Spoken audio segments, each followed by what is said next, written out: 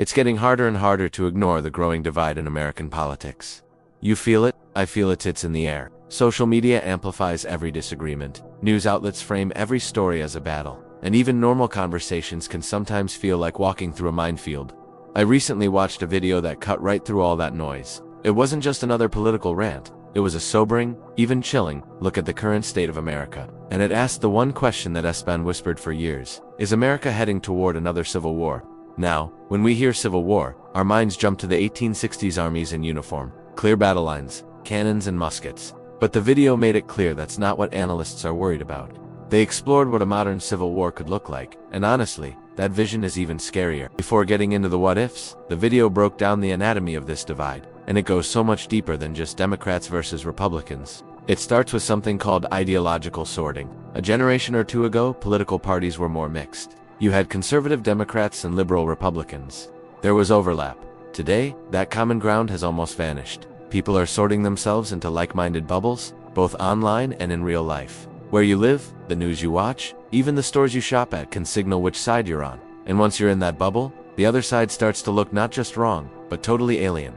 Then there's the media landscape itself.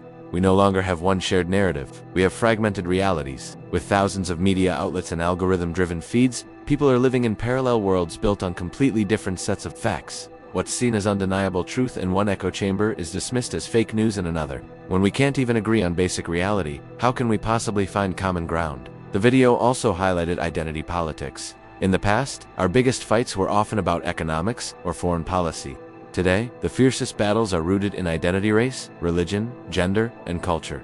When politics gets tied to who you are at your core, compromise starts to feel like betrayal. Disagreements feel like personal attacks. That's where emotions run hottest and the divisions cut deepest. On top of all that, our trust in institutions has hit rock bottom. The courts, elections, the media, even the idea of government itself, these were once pillars of stability.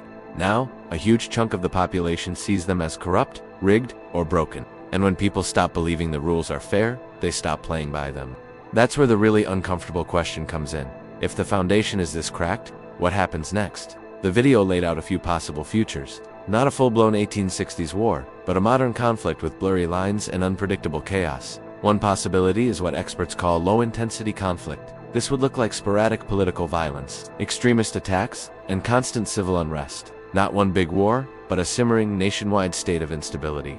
Another path could be decentralized secession. This doesn't mean states officially breaking away. It means counties or towns quietly rejecting federal authority, ignoring federal laws and creating their own parallel systems of governance. It's less dramatic than a formal split, but it would slowly chip away at the very idea of a united country. Then there's the threat of pure informational warfare. Imagine a world where propaganda and state-sponsored disinformation dominate our daily lives. In that scenario, truth itself becomes impossible to find, and we lose the ability to unite around any shared goals or even a shared reality. And finally, there's the slow collapse of our institutions. Picture a government so paralyzed by partisan warfare that it can't function. It can't pass laws, can't confirm leaders, can't solve basic problems. Over time, that gridlock erodes public confidence. Power shifts elsewhere, and the federal government just withers away. Chilling stuff, right? But here's the most important part. The video stressed that none of this is inevitable. These are not prophecies, they are warnings. The trajectory is worrying, but there's still time for a course correction. And that's where the tough questions come in for all of us. Can we still find common ground that transcends partisan identity? Is it possible to get back to a world where facts matter more than feelings? Are enough of us willing to step outside our bubbles? Not just to compromise, but to genuinely try and understand one another? Watching that video was both sobering and motivating. It's easy to scroll through headlines and feel hopeless, like this division is unstoppable. But seeing the big picture makes it clear that what's at stake is bigger than any single policy disagreement. The basic ability of the country to function. The phrase civil war might sound alarmist, but when serious analysts are asking the question, pretending the risk doesn't exist is foolish. At the end of the day, the choice isn't whether division exists, it clearly does. The choice is whether we let it consume us, or whether we take small deliberate steps to push back.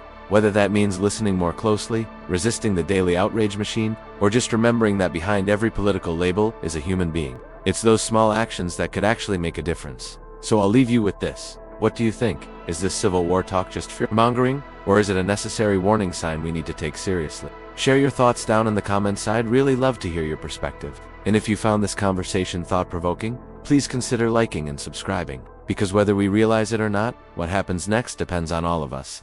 Thanks for watching.